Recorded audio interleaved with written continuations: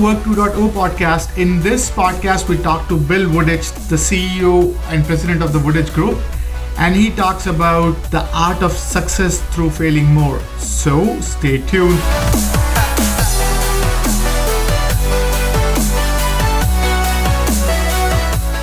So welcome everyone to Work 2.0 podcast. Today we have with us Bill Wooditch. He is the founder and CEO of the Wooditch Group, a risk management corporate insurance firm with annual sales of upward of $100 million. He works with Fortune 500 companies like AIG, Old Republic, Zurich, and Bank of America to improve their sales and leadership. Wooditch's keynotes includes a national sales conference for Medabank and the national annual meeting for Boy Scouts of America. He appears regularly on Steve Harvey's Act Like a Success show and has also appeared on CNBC, Fox, CBS. He has written for Inc., New York Daily News, and the American Management Association. With that, Bill, welcome to the podcast. Thank you very much for the embarrassing opening. Wait, thank you. Michelle, it's great to be on the show. This is beautiful. So, Bill, I think one of the things I found fascinating about your background is your emphasis on failure, like how much you embrace and how much you appreciate and educate others about it. So before we get into the meaty stuff, right, I want to understand your journey. What brought you to this point? What brought me here is I started out, grew up in a really small town, Western Pennsylvania, maybe 3,800 people. Kane, Pennsylvania. And I, became a rebel right after high school. I was the person that got the Fs, that started to fail their way through math class. Couldn't get math, failed my way through. I just thought, well, I'm going to give up. And that's the one thing you can't do with failure. But I thought, I'm just going to give up. And so I went to work in a factory. And I'll tell you, Michelle, it was the greatest experience in my life. It shaped, it defined my life, because the fear that overwhelmed me, that every day I would be doing the same thing for the rest of my life, was such an all-encompassing insecurity and fear that I had to find a way or make a way to get out of that town and go somewhere where I could do something else. So my parents gave me that chance. They sent me on to school, and I went from there. And tell me about what's your current role? How do you spend your day today? Great question is role, because I try to think of role, and I think of something about that narrow. But and my day's like a shotgun blast. But to really be succinct, the Wooditch Group is a risk management and insurance services operation, which is workers' comp, general liability, and auto for every company over 3 employees. You have to buy what it is that we sell. Now, you don't have to buy it from us, but you have to buy it once a year. So one of my roles is CEO of that company, and it's expanded over 25 years. So we started out as a very small company with maybe 100,000 in receipts, and we fought our way forward to over 100 million. That's one role. The other role is I'm an author, I'm a speaker. I'm able to do from the platform of the Wooditch Group those things that I love to do, that I'm passionate about, that really feed the Wooditch Group. So it's kind of a symbiosis where the Wooditch Group, insurance, and the Wooditch Company kind of feeds itself. Interesting. And so now tell us about what brought you to this point when it comes to failure. Like, how do you end up appreciating failure the way you do? So, because I always say that failure is the indispensable teacher for those who seek success. You cannot have, absolutely not, unless you're in a hermetic sealed bubble, you can't have success without failure. You can't. Failure is a part of the recipe. It's the other side of a double-edged coin with success, and it's the bargain that you need to pay to get up to the level of success. The thing is, Vishal, are you learning from it? Is it just a failure that you haven't learned from and you just keep tripping up and throwing up? Or have you learned from it? So when I talk about failure, I'm talking about responsible failure, intelligent risk, not just the class clown, let me go out and fall down on my face and hurt somebody, not danger. But I'm talking about intelligent, planned out risk to move your value proposition, your career, your job, the opportunities you create forward.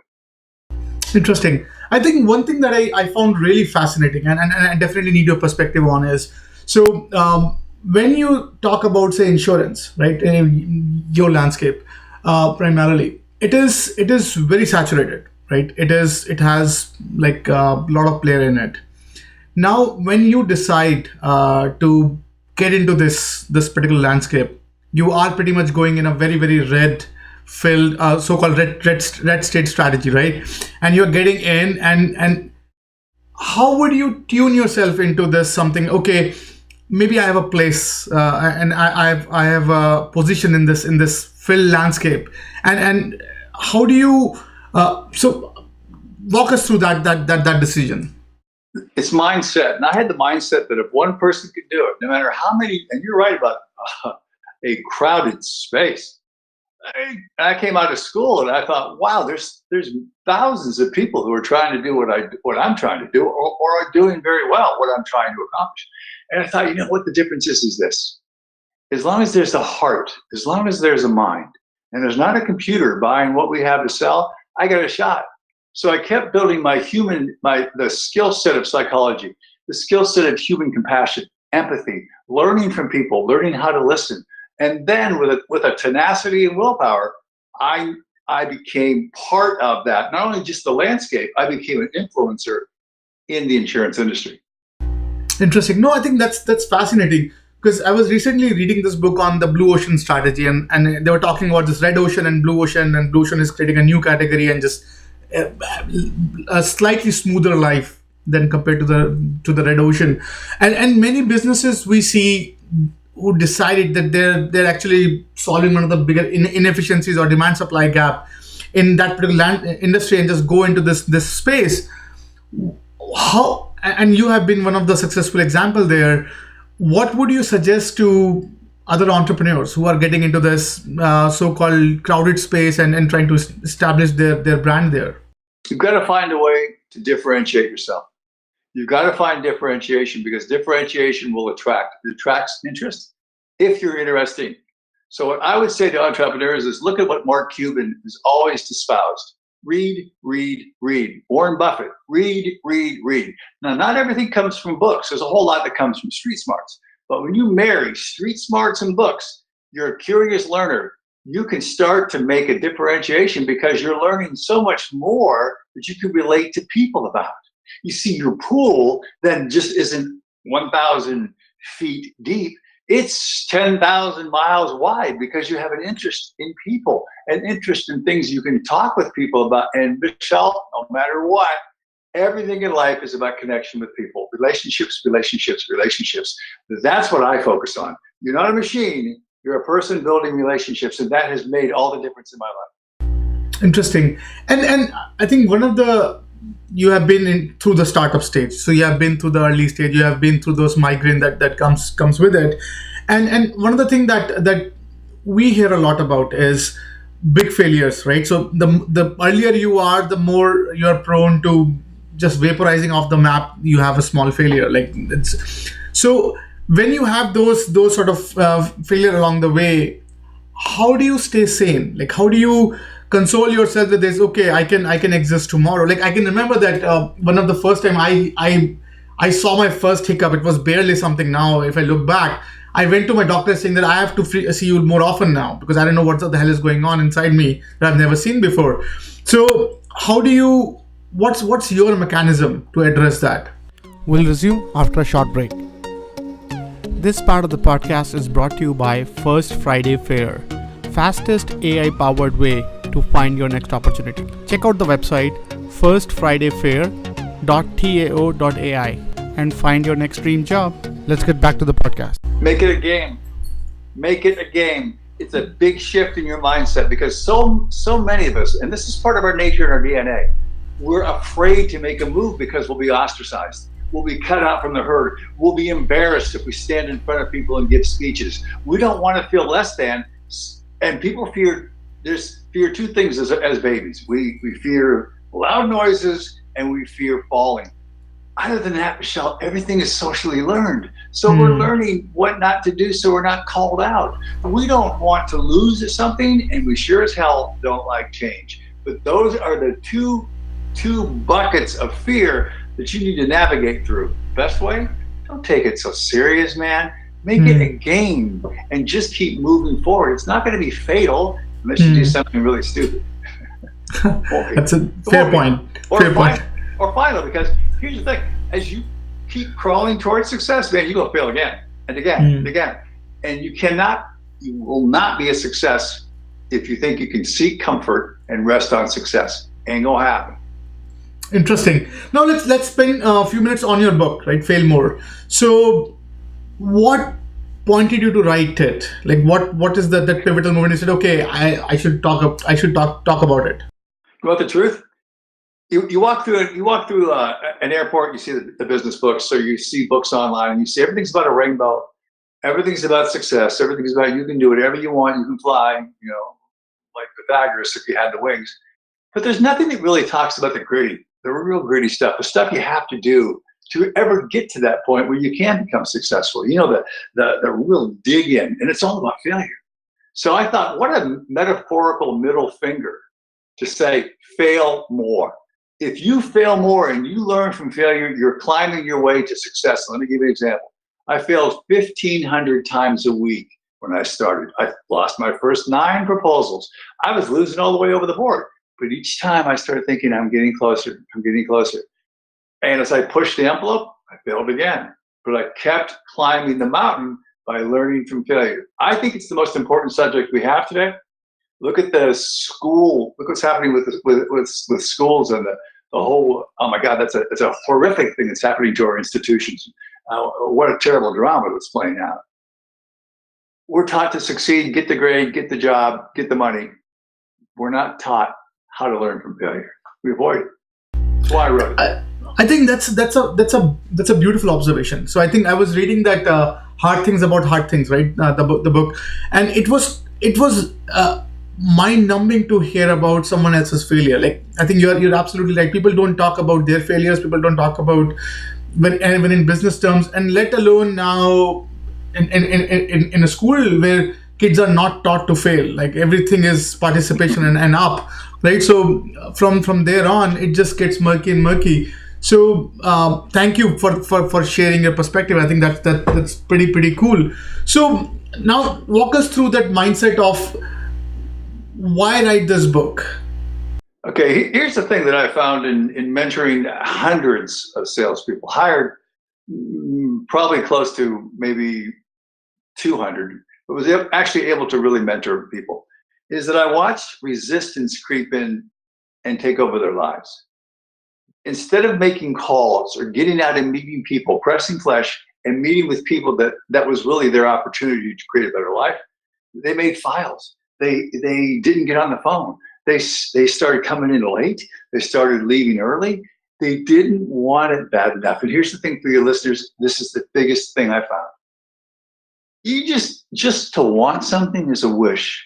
But when there's a deep burn of need, that deep need where you burn your boats and all there is plumes of smoke behind you and you got to take that island because you can't lose, that bigger fear you have of going back and failing will always trump the smaller fears, always. So you got to keep that big fear you have. Mine was going back home to failure. Clear and present. It makes the day a game. Interesting. And now talk us about the research behind the book. Like, so what are we expecting in this? Like, what's the thesis behind it? Well, the one thing my publisher wouldn't do is to have me write a motivational book that didn't have any substance to it. So they were really tough on me. You're not going to write that book. But I want to write that book. You're not going to write that book.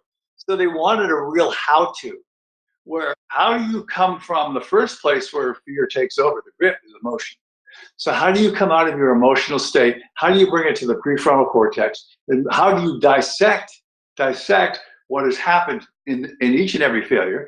Where's your matrix to learn from it? Where's the chart showing what's your worst case if you do this? What's my upside? What are the tools and the people I need to drive the upside? So it's very much a how-to book that's really wrapped in a philosophy of mindset to go forward and succeed. Interesting. And wouldn't you say that so if we talk about failure a lot, if we push people to take more risks, and wouldn't that create a sense of rushing through? Yeah. And not researching enough before acting. So wouldn't that you put some people at risk on act quickly and maybe I think we have this saying that think twice and cut once. Wouldn't that jeopardize that mindset? Well, this is a whole nother 3-hour podcast because you've heard this before. Perfect is the enemy of good. Just get out there and start, do something, everything else will follow. That was one of Mark Cuban's. He said, just get a job. Get another job, get another job, get another job. Just get out there and do something. But I espouse, and I'm a promoter of intelligent risk. I don't want people to mortgage their homes. I want people to consider their family. I want people to consider, okay, what happens? What's my worst case? So I give them a chart. Am I prepared to do this? Am I really truly prepared? And then you'll know in your gut when it's go time.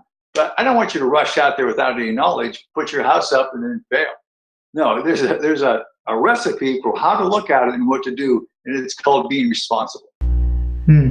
Interesting. And then in your journey, like failures are of different types, right? So there's not every failure is the same.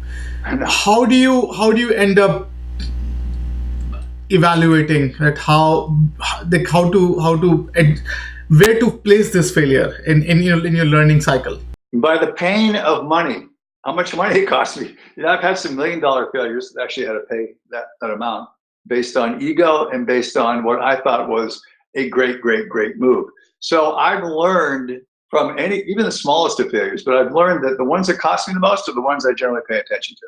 So, I'm trying to, when I look at something, that's why I'm so guarded about how I'm approaching failure with other people. Have you looked at this? Have you looked at this? And this is what I teach in the book. Are you prepared to do this? Who can help you? And what is it most important, Michelle? Most important, I will tell you this. What is it that you truly need? No, most people know what they fear. They're intimate with what they fear. They don't know what they really, really need. They don't know what they want. And so they go in circles and they make these half commitments. You got to go, when you're ready, you got to go in. And that's a personal thing. I can't tell people just to rush around and feel irresponsible.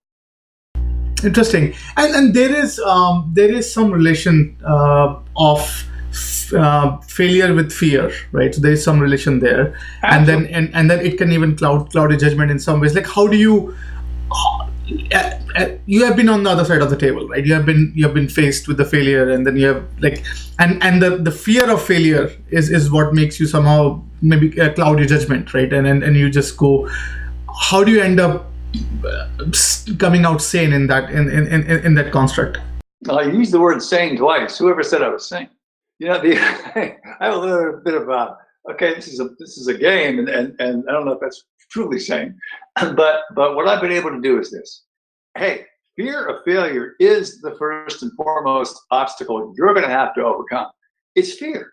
So fear is the thing that holds you back. You're afraid of failing. You're afraid of being less than. You're afraid of losing and being called a loser. So you don't try, and you start to use denial, delusion. You start to fool yourself, thinking you're good enough. You know you want more. And that's, I think, the root of unhappiness is that you regret those decisions you didn't make when you could have made them and executed. And now, at an advanced age, you're on a park bench thinking, what if?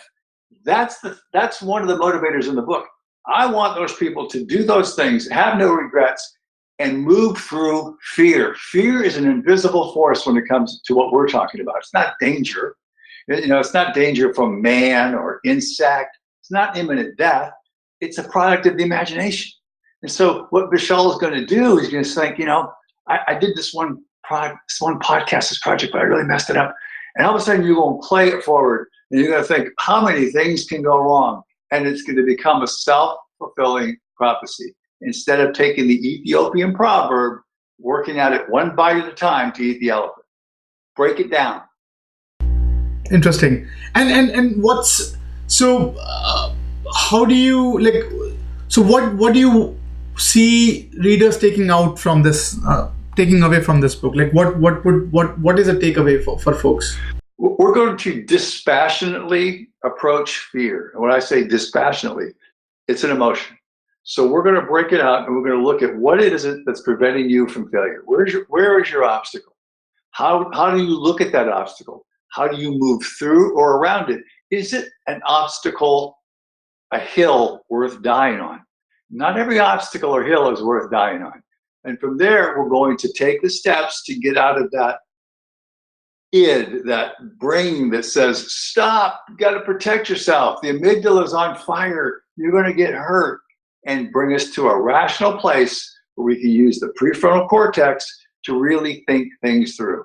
And then we're going to develop a game plan to go after what it is we want by, most important, Michelle, addressing what could go wrong, weighing what could go wrong, and having a tolerance for failure. Elon Musk, he's got a tolerance for failure. He'll say 90% of the stuff I do could fail. So what? 10% chance, I expect to have a 90% failure rate.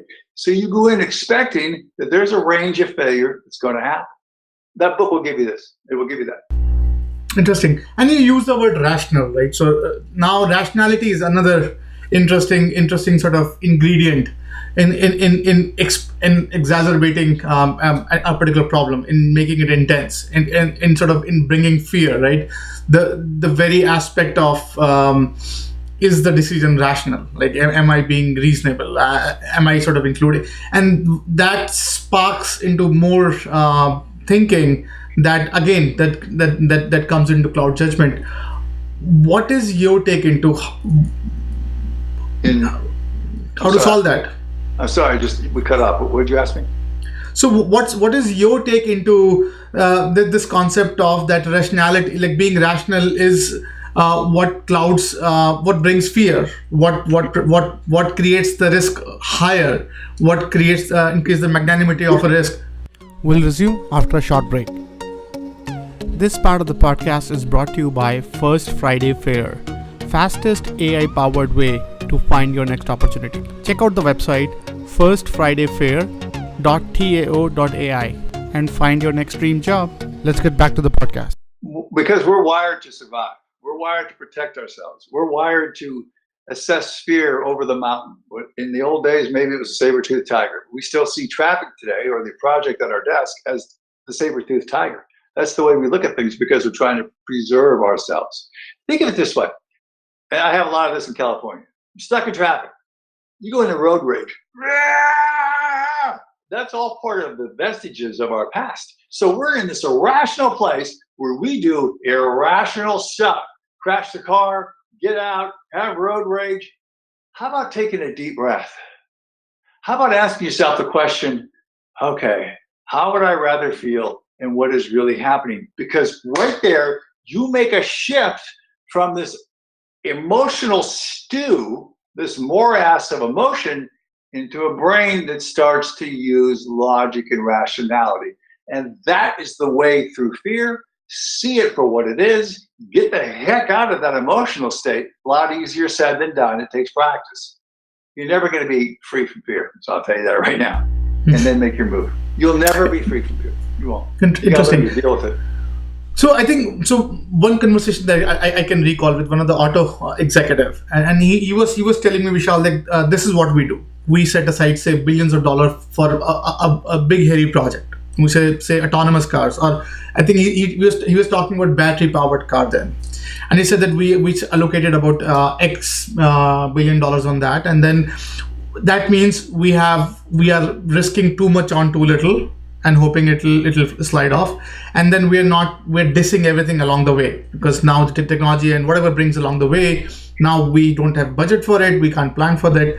Now if you are an executive at that level, right, and he said that if I shoot there, I don't even see what's going on. Yeah. Now for them, how do you anticipate a failure, right? How do you console them about, and then he said that it makes us even now failing again a lot more harder, because with the track record, right, you have invested something and it doesn't go through. So yeah. No, I'll tell you what I learned. It's called a postpartum. Postpartum is taking your failure, taking your group. You have to have a group of people who can dispassionately, not include people, but look at what happened with the product, look at what happened with the process, and then from that thing that's already failed, how do we use this information, which we keep on file, to look at similar things that could happen the next time we try something like this? So we're checking boxes on things that we've already failed at to preclude, or at least make it more heavily favored in our odds that we're going to go ahead. So I'm looking at that from a rational standpoint, and it's worked pretty well for me. And I think that's one of the big things that's in the book in terms of how to take away and really look at failure. Okay, so if suppose you are in a juncture where you need to decide something, right? And then you said, okay, and there are risks associated with that decision, and there are impact that's associated with the risk.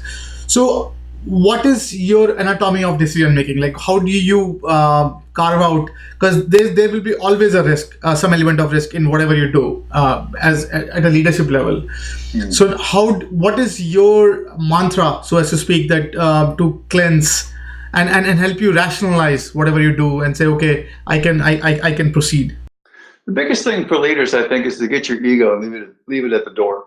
Is when your ego becomes involved in a situation where you have to make a decision, so much is emotional, and you're so attached to your ego, and you don't want to be wrong. You don't want to look wrong to your subordinates. You want to be right. You want to be omnipotent. So that is one of the biggest failings I think we have as leaders, to say, wait a minute, we're fallible. Wait a minute, we make mistakes. And I think that's one of the biggest things is ego, leaving that thing at the door. And I think that's really helped me a lot, because you'll lose money if you keep playing with your ego.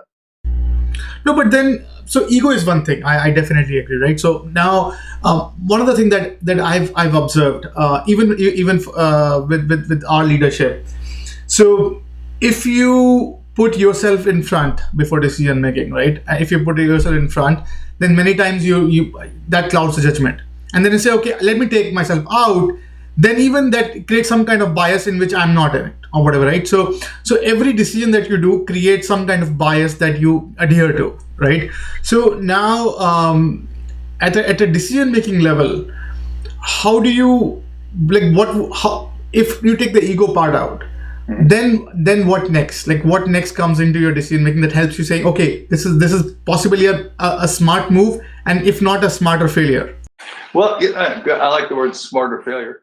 You're looking at confirmation bias, which is how we look at life. It's a short slice that we take a look at to say, I understand this based on my prism, based on what I've seen.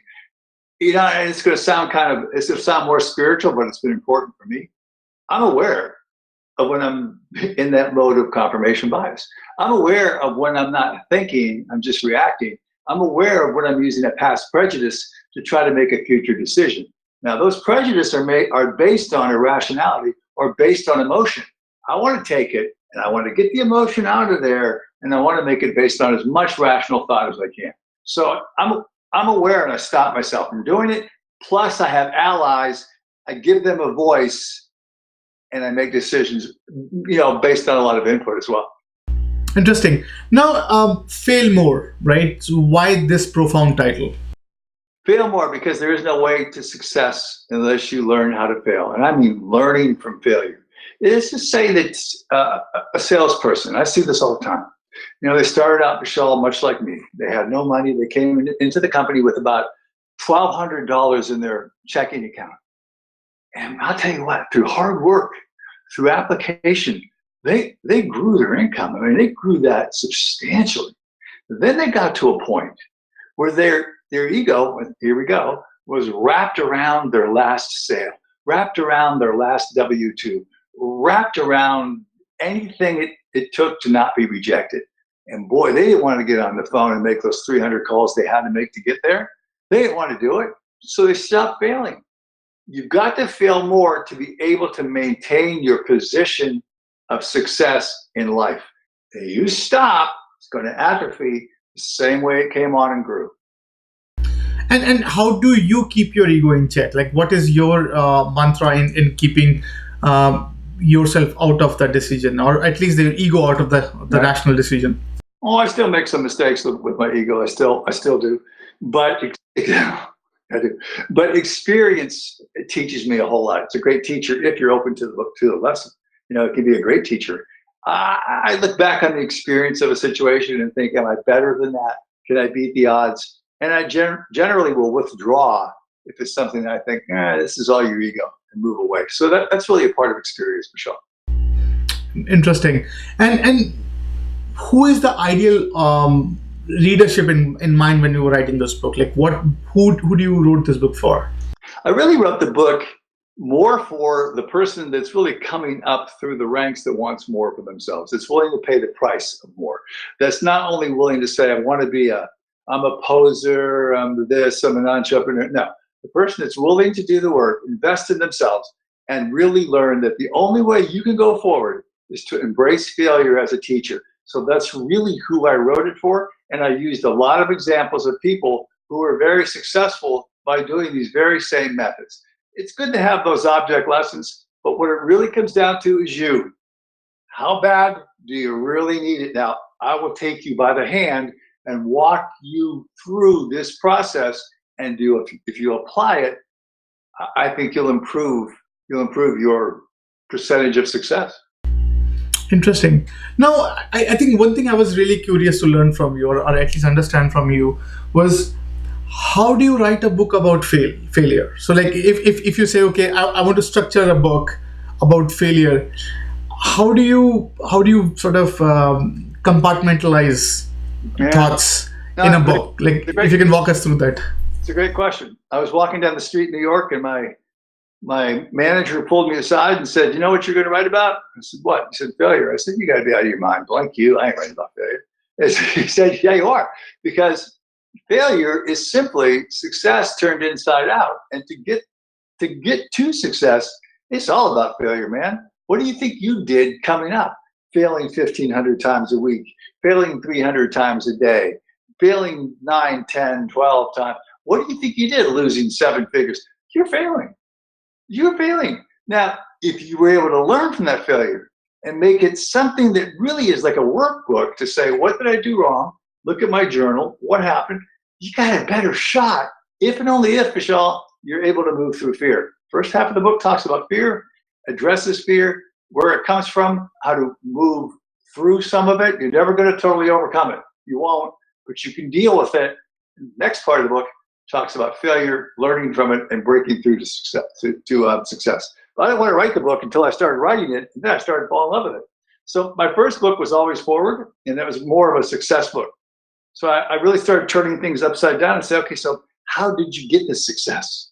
How did you mentor this person who was failing and flailing? How did you do these things? It was hard. I mean, it was hard to go back and have the pain of all those rejections and all those losses, but I found a way to do it. We'll resume after a short break. This part of the podcast is brought to you by First Friday Fair, fastest AI-powered way to find your next opportunity. Check out the website firstfridayfair.tao.ai and find your next dream job. Let's get back to the podcast.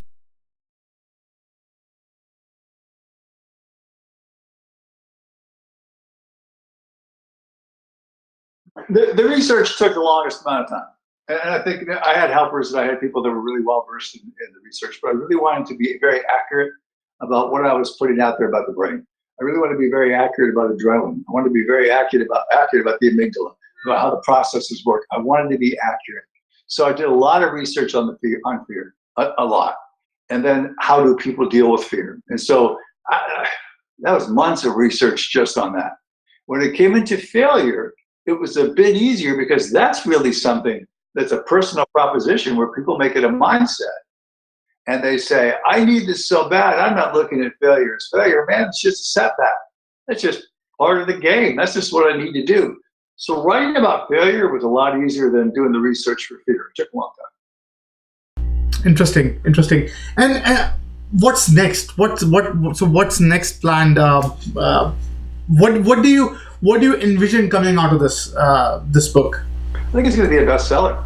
I think it's going to be in 200 airports, and I'm going to see it there. My ego's going to blow up, and I'm going to do something really stupid. I think it's going to be something. I always want to write something or do something so others can learn from when I'm gone. And I'm no longer on this earth. I want to make something that someone could at least learn from, become more, do more, and it's really legacy. So I want to make it beyond me. And it's always been about helping others.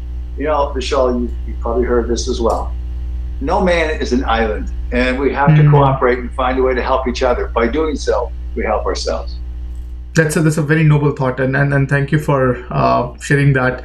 So, in your journey, what do you think people typically get wrong about failure? Like when you talk to people, what do you think as some of the misconception about failure? Well, I think what they do is they take it as a personal affront.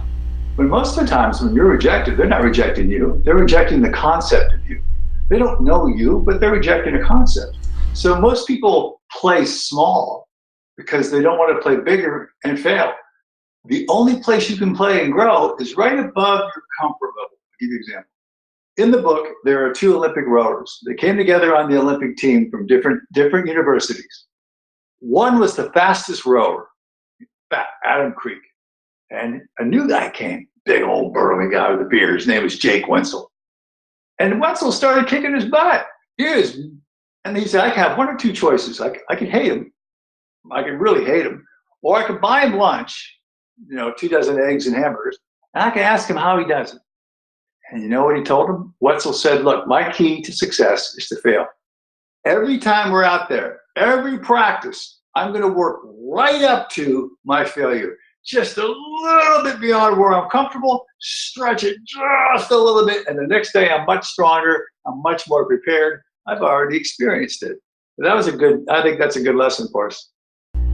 Interesting. Now, let's so what do you, so if let's talk about you for a minute, and thank you for walking us through the book part.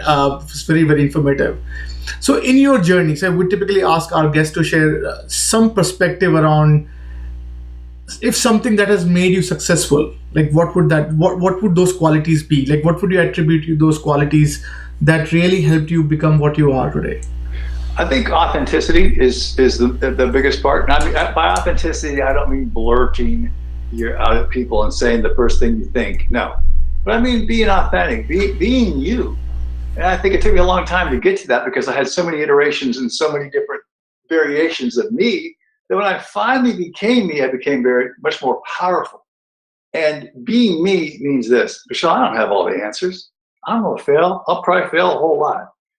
I don't know. And if I don't know, I tell people I don't know. It made this bond where this is a real human being talking to a human being. I think you have to win the hearts and minds first before you ever look at the wallet. And I've always looked at the people part first, and I'm willing to tell them, this is what it is you're paying me, and here's what you're paying me for. And if there's an issue with it, talk to me and we'll do something about it. That's different in our industry. We don't work that way. We just get paid and go home. So, for the most part. That's a beautiful thought, and thank you for sharing that. So one more thing we ask all of our guests to share about, talk about is some of their favorite reads, some of the books that they love that they can share with our community. Like, do you have any book that you could share for our listeners and viewers? I like FailMore. I think that was a really good book, and I like that. I read a lot of Seth Godin. I like a lot of Seth Godin's work, so I'm always picking at that.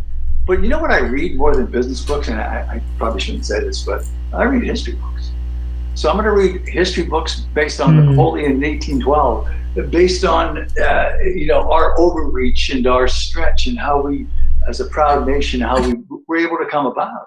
So much that I learned in business came from history, because Vishal, what does not change through time is human nature. So I read history books. I read a little bit of everything. I'll just pick it and go for it. And I learn about human nature. It's been a great way to apply strategy and tactics. When are we going too far? When do we withdraw? Is this all about our greed? What are we looking at here? So that's really, to me, the types of books that I read on my nightstand. There's a ton of them on there. Beautiful. And let's talk about, so this is the last question, last but not the least. So if you want our listeners and viewers to take away something from the conversation, like what would that be? What would be your parting thought to our listeners and viewers? The only time you fail is when you stop trying. Fail more is just another word for try more. Fail, try more, but try intelligently. Look at those things in your life that are important to you. Weigh them against any kind of risk you're about to take. if the risk is too great, don't take it. And remember this, you don't have to go all the way. You can just take small little things every day. Every day, just push yourself. Maybe do just a little more. Maybe just envision the better view. And maybe just push that bar every day a little higher, just like Wetzel and Creek did. And then you become a little better. Thank you so much, Bill. I do appreciate your time here, and I am stoked by this conversation. And thank you so much for walking us through the importance of failure. And I'm sure our listeners and viewers would take something away from this conversation. I will put the link of the book on the description. So if anyone is interested to learn more about, and I'll also put your link, Bill, about if they want to learn about you and how to connect with you. And thank you so much for spending time with us and walking through your journey with our community. Really enjoyed meeting you. I really appreciate it. Thank you. Thank you so much, bro. I thought I was sick of home, but actually I was homesick. Never really knew that I would have to grow up so quick. I'm so uncomfortable, don't know anybody here. Just a couple dudes that I met once, that's it. And I go into the booth feeling nervous. Got butterflies in my stomach like I'm so worthless. Is the mic on? I don't know how to work this. Inside I'm breaking down, I hope I'm not up on the surface.